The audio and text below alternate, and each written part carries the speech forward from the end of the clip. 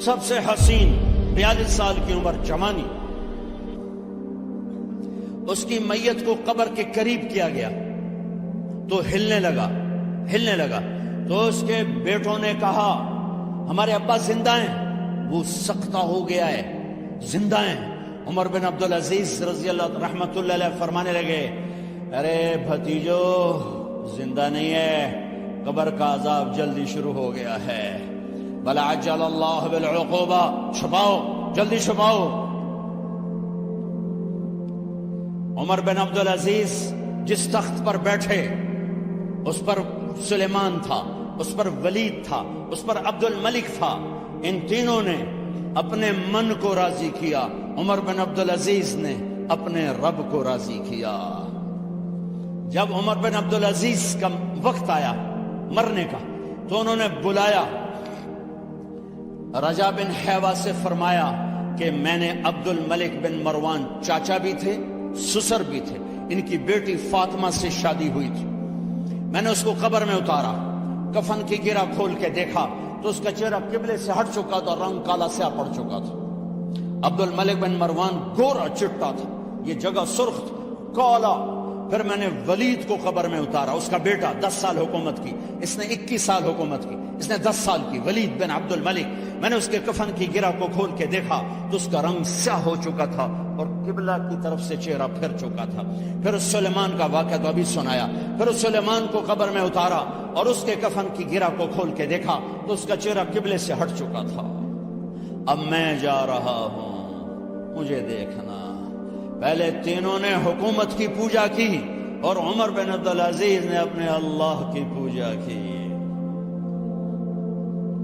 انہوں نے ایک بڑا عجیب خطبہ دیا جب خلیفہ بنے، اے لوگو بچپن میں شعر و شاعری کا شوق تھا تو میں شاعر بنا، تھوڑا سا اٹھان ہوئی تو علم کا شوق لگا، میں نے علم حاصل کیا، جوان ہوا تو فاطمہ بنت عبد الملک سے عشق ہوا، میں نے اس سے شادی کی، اب اللہ نے مجھے حکومت دے دی ہے، اب تم دیکھو کہ میں اس سے اپنے اللہ کو راضی کروں گا۔ ہمارے حکمران تو ووٹ سے آتے ہیں اور چلے جاتے ہیں 4-5 سال کے بعد، ان کی وراثت میں حکومت آ رہی ہے اور 3 بر اعظم پر حکومت ہے، اور ایسا روب دبدبہ ہے بنو امیہ کا، کوئی ان کے سامنے سر نہیں اٹھا سکتا، اور یہ بندہ 2 سال 2 مہینے 3 بر اعظم میں زکوٰۃ لینے والا کوئی نہ بچا، 3 بر اعظم میں سوال کرنے والا کوئی نہ بچا، 3 بر اعظم میں ظالم کوئی نہ بچا، 3 بر اعظم میں مظلوم کوئی نہ بچا، لیکن خود کیسا رہا؟ گھر آئے، فاطمہ بڑے اچھے دن گزرے ہیں، اب امتحان ہے، میں تیرا حق نہیں ادا کر سکوں گا، طلاق لینی ہے میں حاضر ہوں، ساتھ دینا ہے تو میرے اپنے حق معاف کرو، اپنے حق معاف کرو۔ فاطمہ جیسی عورت انسانی تاریخ میں کوئی نہیں آئی، سیاسی لحاظ سے، سیاسی، دادا مروان بادشاہ، باپ عبد الملک بادشاہ، بھائی ولید بادشاہ، دوسرا بھائی سلیمان بادشاہ، تیسرا بھائی ہشام بادشاہ، چوتھا بھائی یزید بادشاہ، اور اپنا خامن بادشاہ، 7 نسبتوں سے یہ عورت شہزادی ہے۔ کائنات انسانی تاریخ میں اتنی بڑی عورت کوئی نہیں آئی، سیاسی۔ فاطمہ کہنے لگی عمر میں نے سکھ کے دن تیرے ساتھ گزارے ہیں، دکھ میں تجھے چھوڑ کے نہیں جاؤں گی، جاؤ میں نے اپنے سارے حق معاف کیے۔ پھر حضرت عمر بن عبدالعزیز کی راتیں اور دن کیسے گزرے؟ فاطمہ بنت عبد الملک فرماتی ہیں 2 سال 2 مہینے میں وہ میرے بستر پر میرے ساتھ نہیں لیٹے، انہیں غسل کی ضرورت نہیں پیش آئی، مصلے پہ بیٹھتے اور روتے وہیں سو جاتے اور روتے وہیں سے اٹھتے، پر 3 بر اعظم میں ظالم کوئی نہ بچا، مظلوم کوئی نہ بچا، زکوٰۃ لینے والا کوئی نہ بچا، بھکاری بھیک مانگنے والا کوئی نہ بچا، 3 بر اعظم کو ایسے صاف کر دیا۔ یہ فیصل آباد بھی ان کی حکومت میں شامل تھا، چونکہ ملتان وہ بمبئی تک اور ملتان دیپال پور تک، یہ سارا علاقہ ملتان میں آتا ہے، اور محمد بن قاسم نے ملتان فتح کیا ولید کے زمانے میں۔ اپنی حکومت کو اللہ کی رضا کے لیے استعمال کیا، کیسے استعمال کیا؟ سارے مال فاطمہ کا سارا زیور بیت المال میں ڈال دیا، تنخواہ پہ آ گئے، عید کا موقع آیا، بچوں نے ماں سے کہا، 12 بچے تھے، بچیاں 12 بچے بچیاں، ہمیں کپڑے لے کر دو، عید آ رہی ہے، ہر آدمی اپنے بچوں کے لیے کپڑے لے رہا ہے، ہمارے بچے بھی کہہ رہے ہیں کپڑے لیں، جاؤ بھائی لو۔ فاطمہ کے پاس عمر 3 بر اعظم کے بادشاہ کے بچے آ رہے ہیں، ماں جی عید آ رہی، کپڑے تو لے دیں، ابا سے کہیں کہ ابا سے بات کرتی ہوں۔ ابا تشریف لائے، خزانے لبالب بھرے ہوئے گندم کے ڈھیر کی طرح، کہ امیر المومنین بچے کپڑے مانگ رہے ہیں۔ فاطمہ میرے پاس تو پیسے نہیں، میں کہاں سے کپڑے لے کر دوں، میرے پاس تو پیسے کوئی۔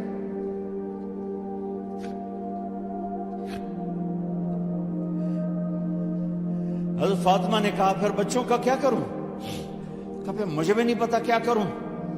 اس کے پہلے 3 حکمرانوں نے لوٹ مار کے بازار گرم کیے، ظلم و ستم کے پہاڑ توڑے، اور آج اسی خزانے پہ ایک شخص بیٹھا ہے جو اللہ کو راضی کرنے کے جھنڈے گاڑ رہا ہے۔ تو فاطمہ نے کہا آپ ایسا کریں، اگلے مہینے کی تنخواہ ایڈوانس لے لیں، اس سے میں اپنے بچوں کو کپڑے لے دیتی ہوں، اور گھر کا خرچہ میں مزدوری کر کے گھر کی روٹی چلا لوں گی۔ ارے اپنی تاریخ پڑھو، صرف ڈرامے ہی نہ دیکھتے رہ جاؤ، صرف گانے ہی نہ سنتے رہ جاؤ۔ اور بھی دکھ ہیں زمانے میں محبت کے سوا، راحتیں اور بھی ہیں وصل کی راحت کے سوا۔ انہوں نے اپنے بلایا وزیر خزانہ مزاحم، اپنا ہی غلام، ہاں بھائی مزاحم، ہمیں بچوں کے کپڑے چاہیے، تو اگلے مہینے کی تنخواہ ایڈوانس مل جائے۔ وہ کہنے لگے امیر المومنین آپ مجھے لکھ کر دے دیں کہ آپ 1 مہینہ زندہ رہیں گے، میں آپ کو تنخواہ دے دیتا ہوں۔ عمر بن عبدالعزیز سر جھکایا، اٹھے، گھر گئے، فاطمہ میرے بچوں سے کہہ دو کہ تمہارا باپ کپڑے لے کے نہیں دے سکتا۔ اپنی تاریخ تو دیکھو،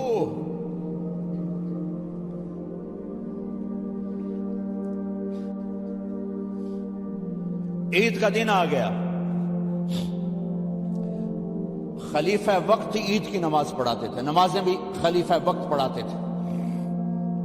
بنو امیہ کا خاندان ملنے کے لیے آ رہا ہے، سارے سرداروں کے بیٹے، اعلیٰ پوشاک، اعلیٰ لباس، ملنے آ رہے ہیں۔ تھوڑے دیر بعد دیکھا تو بچے بھی ملنے آ رہے ہیں، امیر المومنین کی حیثیت سے بچے باپ کو ملنے آ رہے ہیں، اور ان کے جسموں پر پرانا لباس ہے۔ حضرت عمر انہیں دیکھ کر ادھر اپنے سرداروں کے بچے دیکھے تو زرق برق پوشاکیں، اپنے بچوں کو دیکھا۔ ارے اس باپ سے پوچھو جو سب کچھ کر سکتا ہو اور پھر مٹھی بند کر دے کہ نہیں میں نے حرام کی طرف نہیں جانا۔ بچوں کو دیکھا تو آنکھیں ڈبا گئیں، آنکھوں میں آنسو آ گئے۔ فرمایا میرے بچوں آج تمہیں اپنے باپ سے گلہ تو ہوگا کہ آج ہمارے باپ نے کپڑے ہی نہ لے کے دیے۔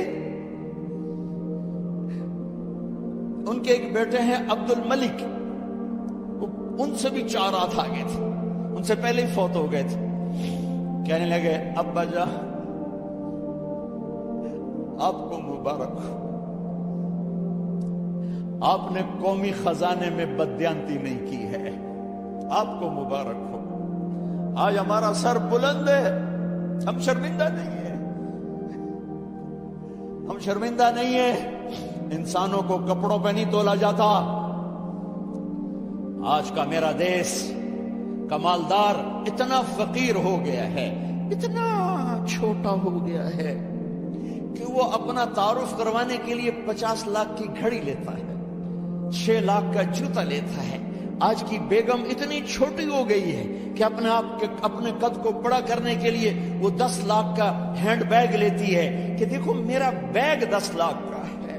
ارے میری بہن، تو 10 ٹکے کی بھی نہیں رہی اگر تو نے بیگ سے اپنے آپ کو بڑا بنایا۔ او میرے دوست، تو 2 ٹکے کا نہیں ہے اگر تو 10 لاکھ کے جوتے اور 50 لاکھ کی گاڑی سے، 50 لاکھ کی گھڑی سے اگر تو بڑا بننا چاہتا ہے، ارے اس دھوکے سے نکلو۔ برینڈڈ برینڈڈ برینڈڈ، کہاں جا رہے ہو؟ جب تم اپنی ذات میں بے قیمت ہو تو رب ذوالجلال کی قسم، تمہاری گھڑیاں، تمہارے بیگ، تمہاری گاڑیاں، تمہارے بنگلے تمہاری عزت کو بڑھا نہیں سکتے۔ ابا جان، آج ہمارا ساڈا ایتھے سر آ گیا، سانو آج ساڈی عید ہو گئی کہ ساڈے ابے آج خیانت نہیں کی تھی۔ آج ہم خوشی سے بلند ہیں کہ ہمارے باپ نے بدیانتی نہیں، بیگم نے اس باندی کو نہلایا، خوبصورت زیورات سے سجایا، عالی شان میک اپ کیا اور اس کا ہاتھ پکڑ کے لائی، امیر المومنین یہ آپ کی خدمت میں گفٹ ہے۔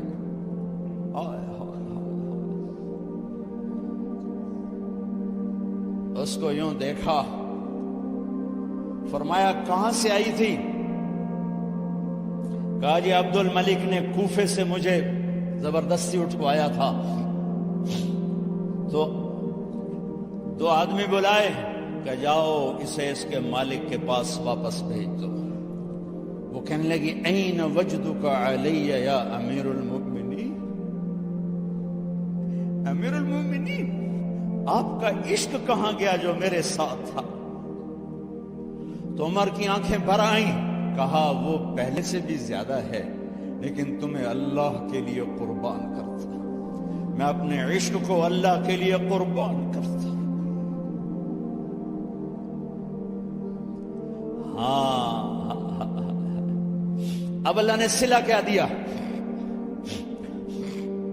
جب انتقال ہوا ہونے لگا تو بلایا رجا کو، جو میں بات پہلے چھوڑ کے ادھر ان کی تھوڑی سیرت بتائی کہ رجا اب میں مرنے لگا ہوں، عبد الملک کالا ہو گیا تھا، ولید کالا ہو گیا تھا، سلیمان کالا ہو گیا تھا۔ یہ کیوں کالے ہوئے تھے؟ یہ بے نمازی نہیں تھے، بدکاری نہیں کرتے تھے، کسی کی طرف ان کی میلی آنکھ نہیں اٹھی کبھی۔ یہ ظالم تھے، ظالم ظالم، انسانوں کا خون پیا، مال میں خیانت کی، اس پر اللہ نے چہرے پھیر دیے۔ آج عمر بن عبدالعزیز جا رہا ہے کہ دیکھو میں جا رہا ہوں، مجھے دیکھو میرے ساتھ کیا ہوتا ہے۔ ان کا انتقال ہوا، ان کی میت قبر کے کنارے رکھی گئی اور اب نیچے اتارنا ہے۔ سلیمان کی میت کو اتارنے لگے تو ہلنے لگا اور عذاب قبر پہلے شروع ہو گیا۔ عمر کی میت کو جب قبر کے قریب کیا گیا، ایسے ہوا کا جھونکا آیا، ایک پرچہ ایسے لہراتا ہوا یوں آیا یوں آیا یوں آیا اور عمر کے سینے پر گر گیا۔ لوگ کٹھے ہو گئے، پرچے کو کھول کے دیکھا گیا تو اس پہ لکھا تھا بسم اللہ الرحمن الرحیم، براءۃ من اللہ لعمر ابن عبد العزیز من النار۔ یہ پروانہ ہے اللہ کی طرف سے اس کے بندے عمر کے لیے کہ اسے جہنم سے نجات کی خوشخبری سنا دی جائے۔ آہا، مرنا ہو تو یوں مرو، اللہ ایسی موت دے دے۔ کہتے ہیں میں نے کو قبر میں اتارا، جب قبر میں اتارا تو کیا دیکھا؟ میں نے کفن کی گرہ کھولی تو چہرہ قبلے کی طرف فٹ اور یوں لگا جیسے 14ویں رات کا چاند قبر میں اتر آیا ہو۔ میرے بھائیوں بہنوں، اپنے اللہ سے صلح کر لو، اپنے اللہ سے صلح کر لو، اس کے محبوب مصطفیٰ صلی اللہ علیہ وسلم کی غلامی میں آ جاؤ آ جاؤ آ جاؤ۔ یہی ایک راستہ نجات کا ہے، یہی ایک راستہ اللہ تک پہنچانے والا ہے۔ اور آخری بات کرتا ہوں، اس دیس کی نفرتوں نے اسے آگ لگا دی ہے۔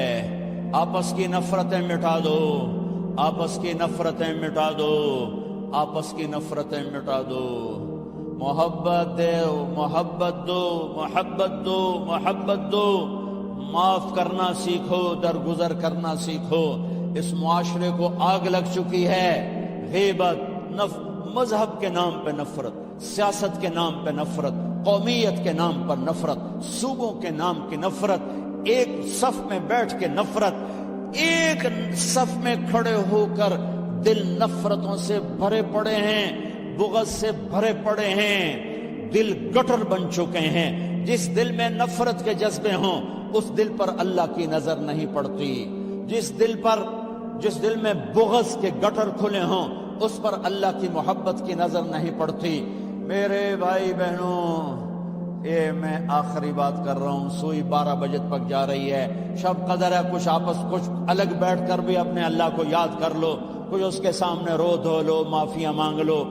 تو میں اس لیے 12 بجے تک بات ختم کرنا چاہتا ہوں، آخری بات کر رہا ہوں۔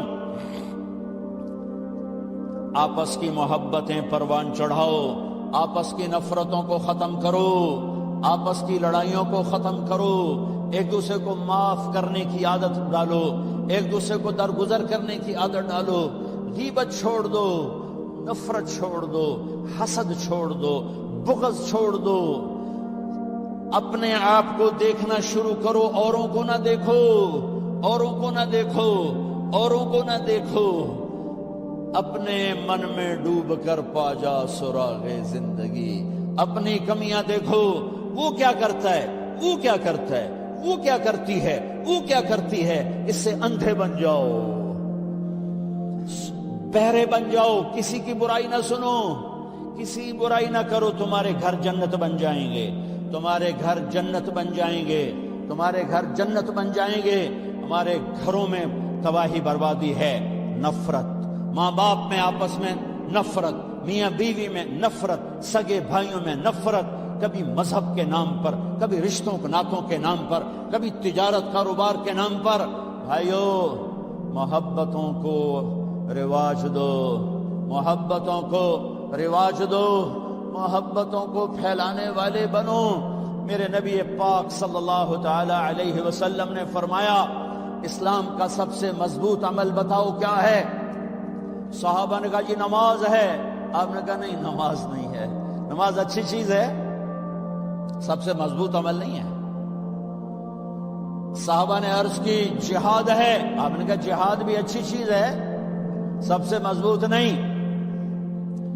صحابہ نے عرض کیا روزہ، آپ نے کہا روزہ بھی اچھی چیز ہے پر سب سے مضبوط عمل نہیں۔ صحابہ نے عرض کیا حج، آپ نے فرمایا حج بھی بہت بڑا عمل ہے پر سب سے مضبوط عمل نہیں۔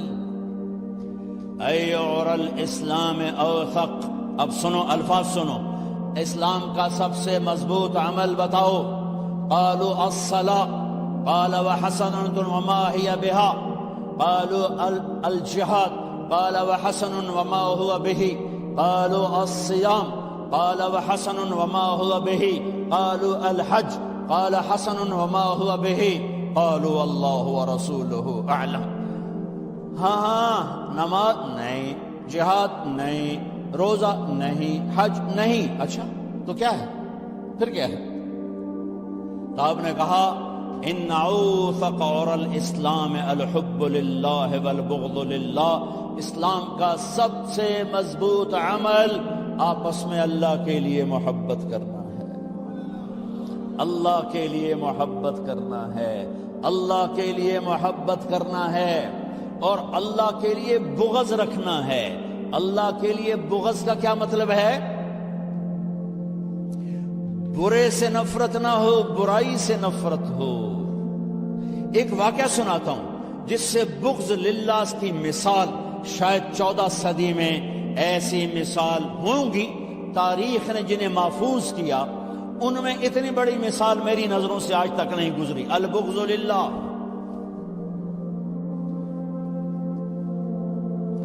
خیبر کی جنگ، یہودی اور حضرت علی کا ٹکراؤ، حضرت علی نے یہودی کو گرایا، قتل کرنے کے لیے تلوار اٹھائی، یہودی نے منہ پہ تھوک دیا، آپ پیچھے ہٹ گئے، اٹھ گئے کہ دوبارہ آؤ، کہیں یہ کیا؟ ارے میں نے تو منہ پہ تھوک دیا غصے میں، چلو جلدی ختم کرے مجھے، تم مجھے کیوں چھوڑ کے پیچھے ہٹ گئے؟